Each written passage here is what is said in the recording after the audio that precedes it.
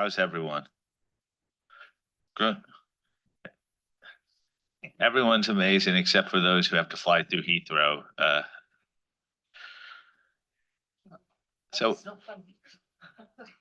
I wasn't laughing, Josephine. So welcome to the final morning of meetings for March. We have 3 items on the agenda. The withdrawal of ISA 3410. Then we're going to switch things up a little bit, just mainly because Dan is at the table already. I enjoy that we're wearing team colors today. Please, I almost hope you coordinated beforehand. You did not. Yeah. For those on YouTube, you'll see what I mean in a few seconds. Then we're going to turn to experts, narrow scope amendments, and then we'll finish up with the approval of the fraud standard. So Dan, I'm going to turn it over to you and Jamie, Team Maroon. Okay, thank you very much, Tom. And good morning, everyone. Here to talk about, there are no words, basically. They've spent a lot of time together on this project. It will become clearer when Kazuko joins for the vote on experts that we did not coordinate in advance. Anyway, on 3410, this is agenda item 8. And by way of history, I was a board member and a member of the task force that developed and issued ISA 3410. So maybe it's karma that I'm here today talking to the board about a vote to withdraw the standard. I wasn't going to and don't have any setup comments. The paper agenda item 8 is short. Hopefully it's self-explanatory, provides the background and the board's rationale for considering the vote to withdraw the standard. The only other point I would make is that when the board first agreed to this course back in March of last year, wanted to make sure that the requirements in ISA 3410 were appropriately addressed in ISSA 5000. That has been done. The analysis of those requirements was presented first to the board back in March of last year, was updated in September, and updated again for this meeting in the supplemental paper agenda item 8A. There were no substantive comments on that analysis the previous 2 iterations, so and we're not aware of any comments from the board on this iteration. So with that, Tom, I think I'll just turn it back to you and see if the board has any questions or comments before the vote. Any questions or comments to our twins? Robert. Yes, thank you very much. Just a small comment. We did have some specific application material in 3410, and I just want to raise the issue or the comment that we shouldn't lose a valuable application material with respect to greenhouse gas statements. So why don't we think about inserting them in, I don't know, any kind of FAQ or non-authoritative guidance with respect to ISA 5000 when we retweet 3410 in total. Thank you. Yeah, Robert, that is on the plan for the ISA 5000 implementation team. So Claire will certainly take that into account, because I fully agree we shouldn't lose that material. Okay. Everyone's happy. Greg? Thanks. I was just going to make the same point, and in particular in relation to materiality, I think, in terms of the outreach that I had. So it was the helpful material that, yeah, but you've got it covered. Thanks. Okay.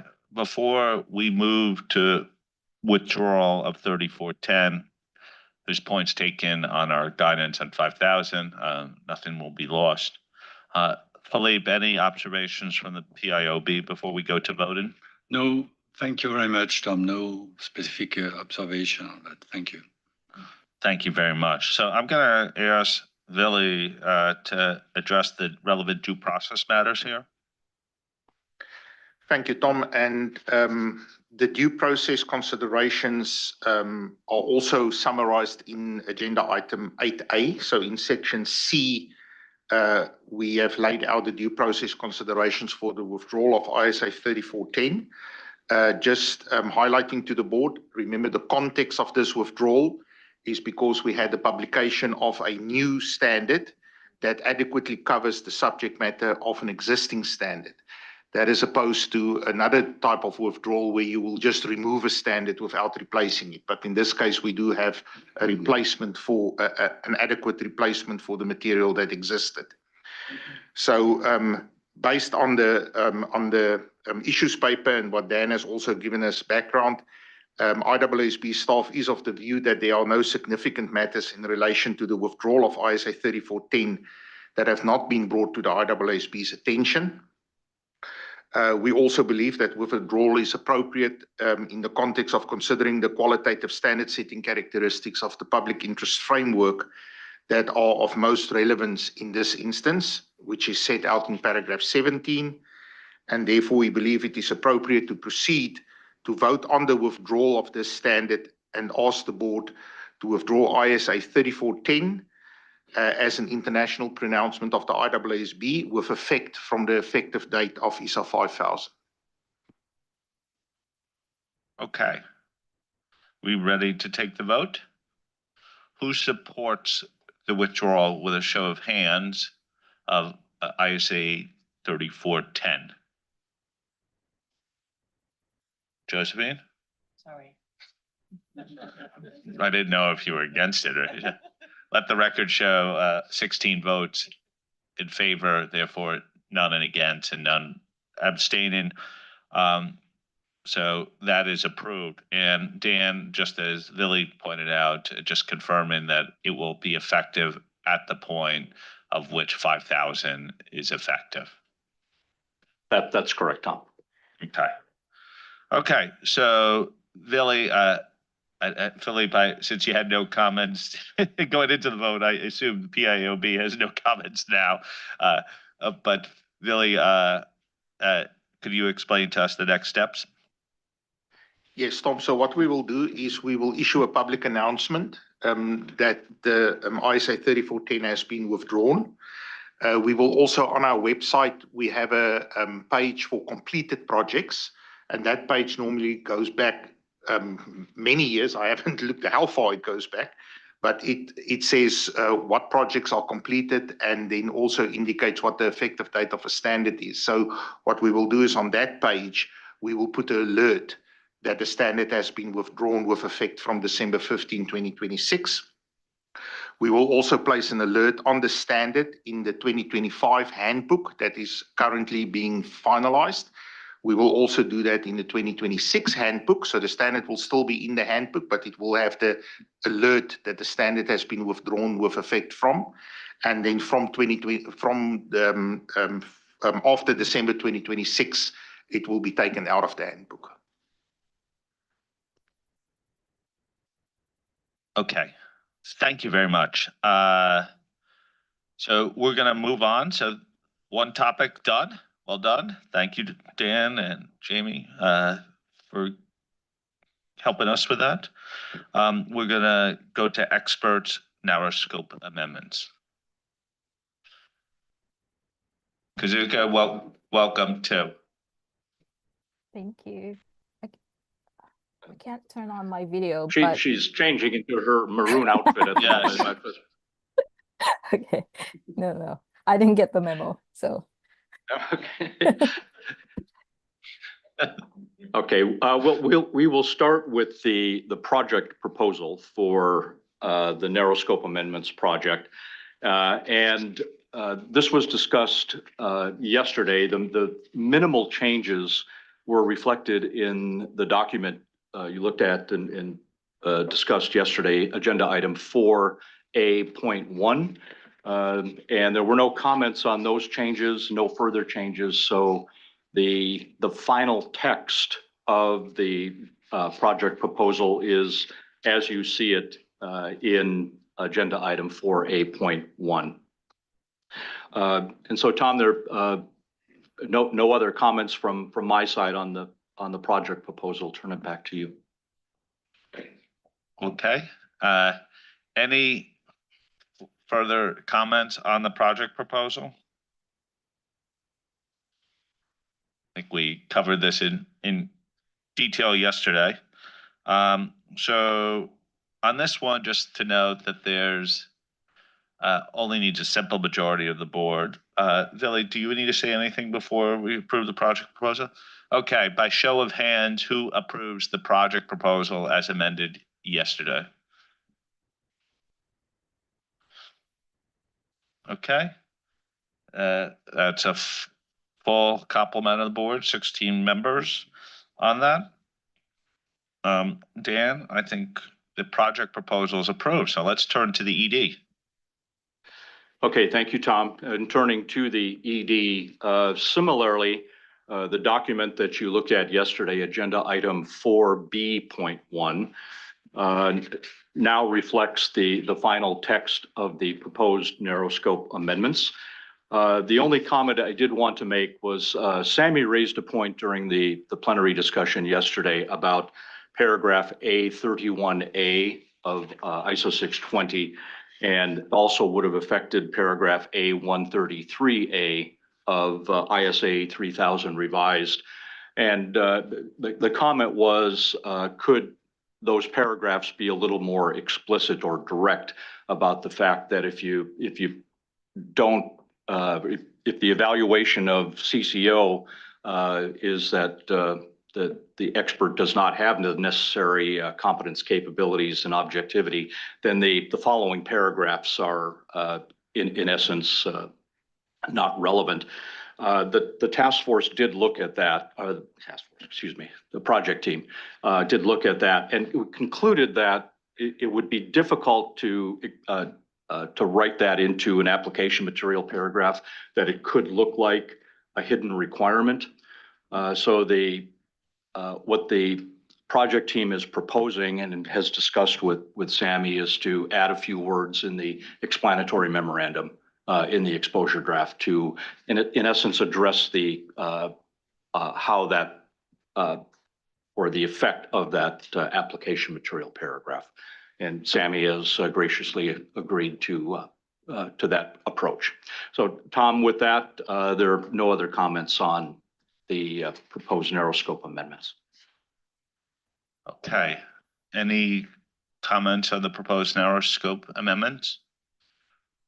We had a discussion yesterday. Philly, before we move to vote, any observation from the PIOB? Yeah, as you know, the PIOB welcomes all the projects which improve the alignment and coordination between IAASB and IAASB, and complements the team for the speed of execution on this project. Thank you. Thank you. Okay. Does anyone have any objections on voting on this proposed exposure draft? No? Okay, so I'm going to turn it over to Villy for the appropriate due process commentary. Thank you, Tom. And again, in agenda item 4, section D, certain due process matters were highlighted. And I think it is sufficient for me to just indicate that in the project team's view, the significant matters identified as a result of deliberations since the beginning of this project have been presented in the issues papers presented to the IAASB for discussion, and that the project team believes that there are no significant matters that have not been brought to the attention of the IAASB. Thank you, Billy. Okay, so I'm going to just take a stab at this and say we're going to go right to votes of who supports the approval of the exposure draft, in hope that we don't have any abstentions and dissent. So who supports the approval of the exposure draft as drafted? Okay, well, the record should show that all 16 board members are in support of the exposure draft. So thank you, Dan, Kazuko, Jamie, and the whole board on this one. Kazuko, thank you for your independence of dress. We always support independent minds here. And I'm going to turn to Billy to discuss the next steps in terms of publishing the project proposal and the exposure draft. Yeah, so Tom, what the project team will do after this meeting is they will proceed to draft an explanatory memorandum that will accompany the exposure draft with certain specific questions to our stakeholders. As normal, or as usual, we will circulate the explanatory memorandum to board members for any fatal flaw reviews before we release the exposure draft. We expect that this should be finalized within the next 3 or 4 weeks. So that means we aim to publish the exposure draft towards the second half of April.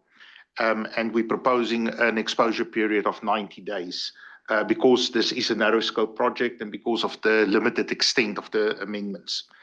The other thing that I also just wanted to note is that you would have seen in the issues paper in agenda item 4, and aligned with what Philippe has also said in terms of the PIOB's expectations, is that we do believe that there is a public interest benefit in trying to align the effective date of these changes with the effective date of the IAASB standard, which is December 2026.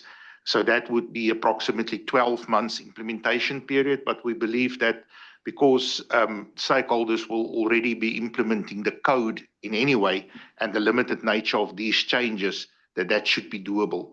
We will, however, have a specific question in the exposure draft on this matter.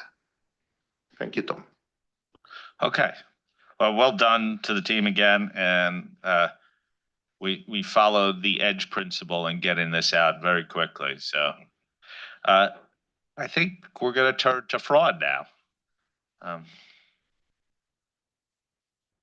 So just no breaks. We'll just get the fraud team to the table.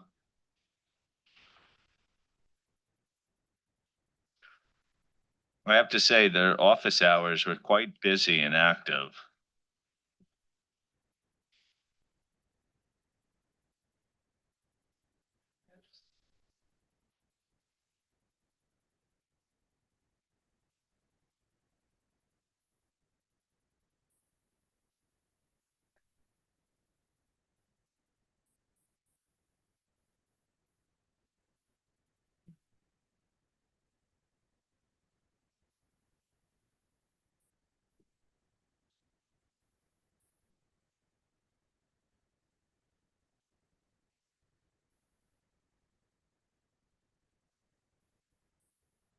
Give you guys a few more moments.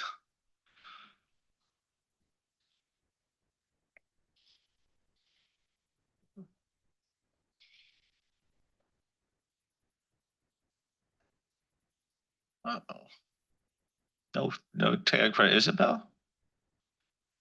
There you go. Okay. Let me know if you're ready. Okay, great.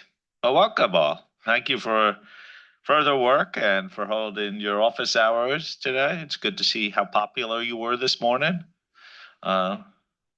Julie, I'm going to turn it over to you and the team to walk us through any changes subsequent to the posted papers from last evening.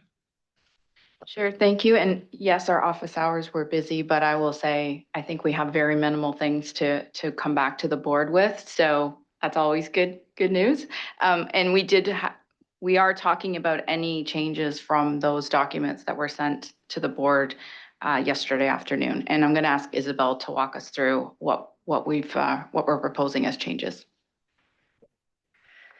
Okay, so there's only 4 changes, 2 in the standard and then 2 in the conforming amendments. So the first one is on paragraph A126. It's oh, Are we going to put this on the screen? No. Okay, so we're gonna have to, for the record, we're going to have to just be very slow in the way that we explain what's going to happen so people could hear it. Okay, sorry. Yep. Okay, so it's paragraph A126 of agenda item 2G. So it's regarding the example that we have in the box. It's only the last example that we are proposing a change. Currently, it reads changing the auditor's approach with an emphasis on test of details. And we're proposing to change the whole bullet to increased emphasis on test of details. So removing the first part on changing the auditor's approach. The reason why we're doing that is we did receive a couple of comments on that particular bullet this morning, just creating some confusion on the changing. What does that mean if we're already doing test of details? So the point that we wanted to make is making sure that when you're responding to a significant risk, you're thinking about test of details. So we think that will clarify it. So the final bullet is an increased emphasis on test of details. Yeah. Anyone object to that? Okay.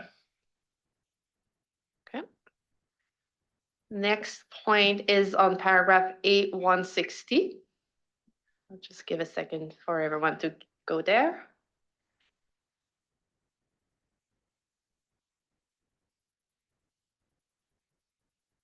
So A160, it's again in the example box. We are proposing to change the verb that is on the second line. So the engagement partner believe, sorry, we're proposing to change the engagement partner determine the suspected fraud was clearly inconsequential. So just changing that verb there.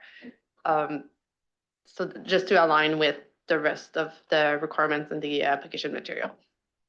Okay. Believe to determine any, in the example box, any objection to that? Okay. Okay. So now we're moving to the conforming and consequential amendments. So that was agenda item 2H. And then the first change that we're proposing is in the group audit standard. So ISA 600, paragraph 44A. So for the page number, if you want to go there quickly, will be 28.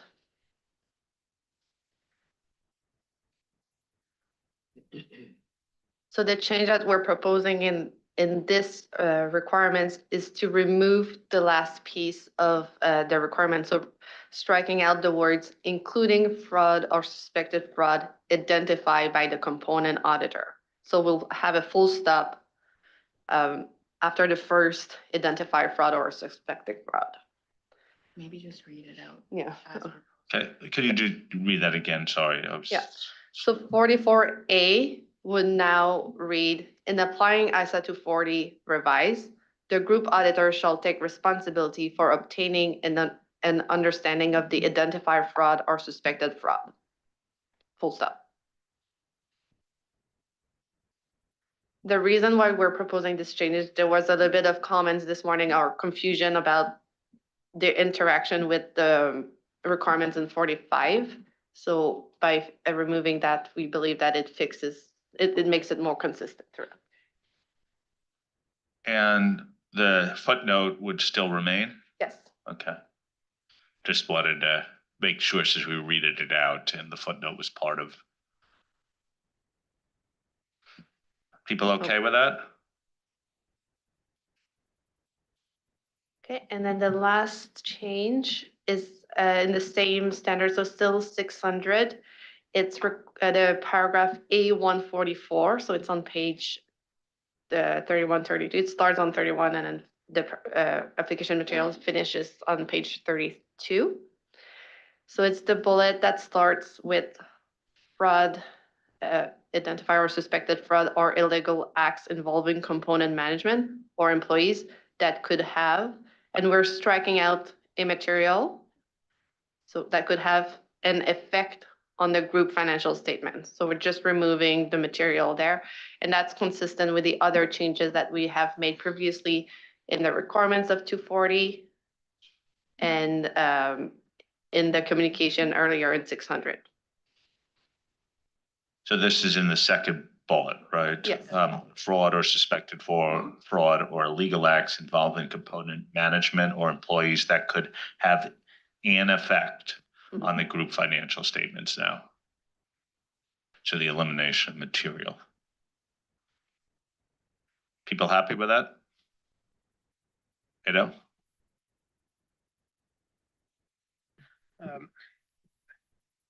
Not sure yet because we deleted the material from management's rep. And that was I think a different threshold than we've used for, was it? I think, didn't we in 44? I thought we were in 45, we have a different threshold for the communication. Because here we have fraud and suspected fraud involving component management, employees with significant roles, and others that are clearly inconsequential. And I think those tie together, don't they? They do to some extent. So the paragraph A144 is application material to 45. It's just that this A144 has the component of you have to communicate right away when those arrive. So you might, so when they have an effect on the group financial statement, the component auditor should communicate it right away when they identify it, and the rest can get caught up in the general communication. But why would we then remove the material from here? Because I fully understand it, that if it's material, group auditor needs to be instantly aware of it. So now, also to reduce confusion, because we don't need 3 thresholds for the component auditors to deal with the group auditor on fraud and suspected fraud. So I think clearly inconsequential is now clear, material, and everything else gets reported in the normal process. So Ada, your request would be to not have that edit made.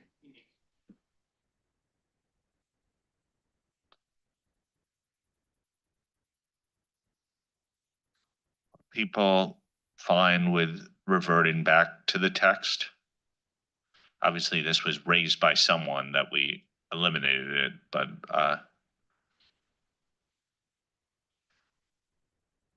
so we could go back, not make this edit.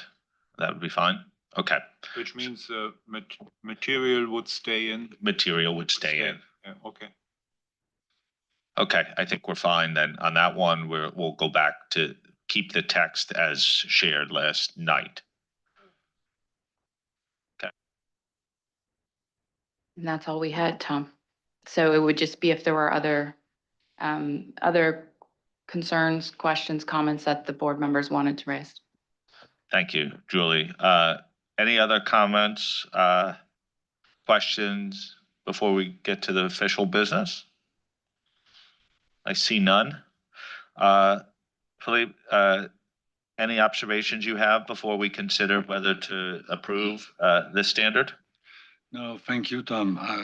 I think that at PIOB level, we are now comfortable with final drafting, notably regarding the risks of management override and the way it has been worded. So I think that I have good hope that it will calm any discussion on this point at the PIOB board level. So thank you for that, and no other comments. Okay, thank you very much. So I'm going to turn it back to Julie as our fraud task force chair, and importantly, maybe our last task force chair in IAASB history, to address relevant due process considerations from your perspective. Thank you. I guess you can never say never, right? But for now anyway. So the fraud task force due process considerations in coordination with the program and technical director have been included in Part C of Agenda Item 2, which was posted publicly on the IAASB's meetings webpage on February 26, 2025. In the fraud task force view, the significant matters that the task force has identified through its deliberations since it started work on developing ISO 240 revised have been reflected in the agenda materials presented to the IAASB at its meetings. In the fraud task force view, there are no significant matters discussed by the task force in developing ISO 240 revised that have not been brought to the IAASB's attention. The task force does not believe that further consultation on the standard is warranted. For example, field testing of the proposals or holding a public forum or roundtable, given the input from stakeholders through the public consultation on ED 240. In addition, the project has benefited from targeted outreach activities with key stakeholders throughout the life cycle of the project, as reported in the agenda materials for the IAASB meetings. And I'll turn it back to you now, Tom. And I'll turn it over to Billy. Thank you, Tom. I refer board members to agenda item 9 that sets out the status of due process followed in relation to this project. And I advise that due process has been followed effectively and with proper regard for the public interest in relation to the development of ISO 240 revised up to as well as during the March 2025 IAASB meeting. Thank you, Tom. Thank you very much. Okay, so we're to the important moment. Does anyone have any objections on voting on IRC 240 revised and the consequential and conforming amendments that we'll vote for them as a package? Anyone clear what we're voted on? Well, clearly, if I keep on messing up my lines, you may be unclear. ISO 240 revised, that is.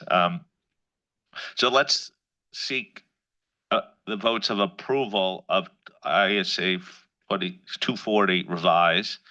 Too many twos today and maroon sweaters. Approval. Who wants to vote in favor of 240 revised? Okay. So I see no objections. 16 votes in favor. So all I could do is say congratulations, Julie and team, and the board for this important approval. This was a major public interest standard. I think it reflects years of work. It fits nicely into a package. One thing I do want to confirm with you, Julie, is the effective date of ISO 240 revised. Oh, sorry. I've been told that I need to make sure that we have to take the re-exposure vote. I'm really off right now. Okay. Does anyone feel as if the standard needs to be re-exposed? First, I'll turn to Julie on this topic before we take that vote. Thank you, Tom. So Part C of Agenda Item 2 presents the task force's analysis of whether ISO 240 revised needs to be re-exposed. Agenda Item 2E provides a comparison between the introduction section, objectives, definitions, and requirements of ED 240 and proposed ISO 240 revised, and which also summarized in the table in paragraph 35 of Agenda Item 2. With the further changes that were discussed during this meeting. In the task force's view, there is no need to re-expose the standard. Okay. And could we get the board's view of whether they agree with this task force view that re-exposure is not necessary in this instance? By show of hands. Okay, all 16 members believe that re-exposure is not necessary. So thank you. Now we'll turn to effective date. To Billy or Julie? Right, thank you. Thank you, Tom.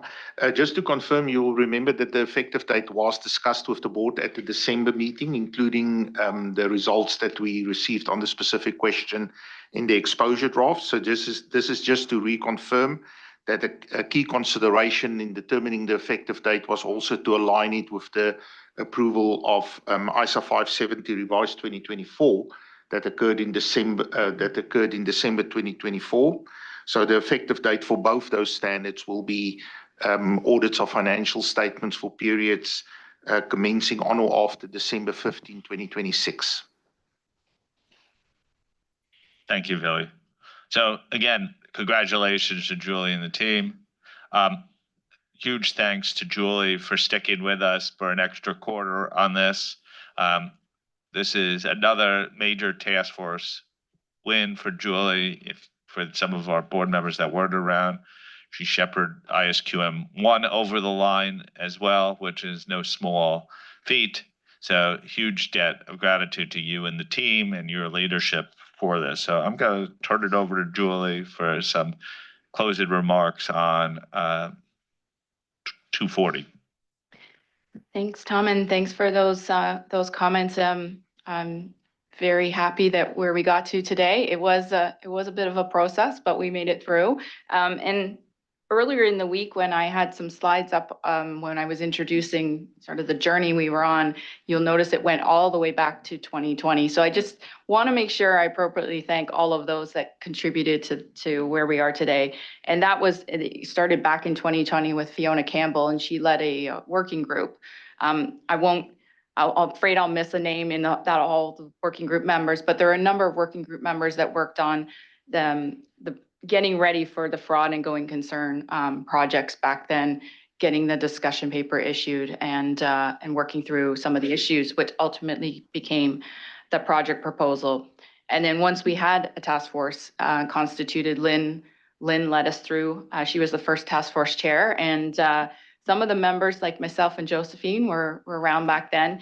And then we've had other board members join us along the way. Diane Larson, who was on the board at the time, Greg, Sammy, and Wendy on the current task force, and also prior task force members, Sachiko, Len Dewey, and Bill. So it's been quite we've covered a lot of ground in the various board members that have been involved. And then not to understate the contributions of the various staff members that have also contributed. Bev, Angela, Sally Ann, in their past roles, all had very significant contributions to the project. Hankin, TK, and then the team today, Jasper, Angelo, Ida, Natalie was on our team for a little while, and Isabel, of course. So I want to thank everybody who has been part of the journey. And then, of course, as we've gone through, we've had our support from our PIOB observers. CAG, when CAG was around, definitely played a role in contributing to where we are. The SMPAG was very active in giving us comments, and lots of other stakeholders that we had lots of hours in mostly virtual sessions and some in-person sessions as well.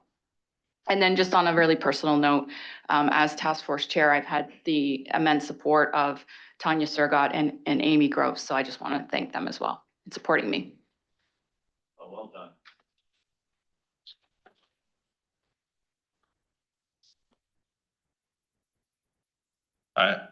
So I'm thinking about, Greg, you'll have to tell Lynn that we've appreciated her efforts, but she did say on her way out that she would not be one of the people watching our YouTube meetings, but she should feel proud of her legacy here. Philippe, any final observation on the issue of fraud? No. I join my compliments to the applause. So no, it's okay on that. Thank you. Well done. So great. Thank you all on that. And so that brings us to the close of the business of this week's meetings, which have been action-packed, and we made real great progress on a number of key topics. And the first way you can relive this meeting, if you don't want to listen to the YouTube recordings, which I'm sure many of you will do, is to follow us via the draft minutes, which will be distributed to the board in due course and posted for approval for the June 25 meeting. Now, we had on our calendars placeholders for a board call on April 30th. Those calls will not occur. We will not use those calls. So that means our next meeting will be June 16th to June 18th. And details for that meeting in June, while not finalized, will be shared with you as soon as possible.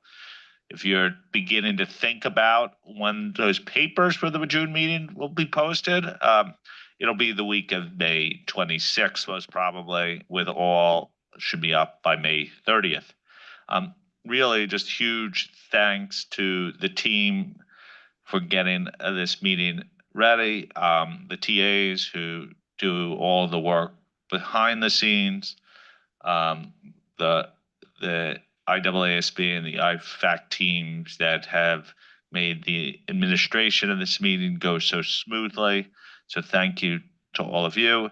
And most of all, thank you to all the board members at the table. Particular thanks to our new board members who really joined us as if they've been a member for a long time. So really great to have you at the table, and we appreciate your efforts.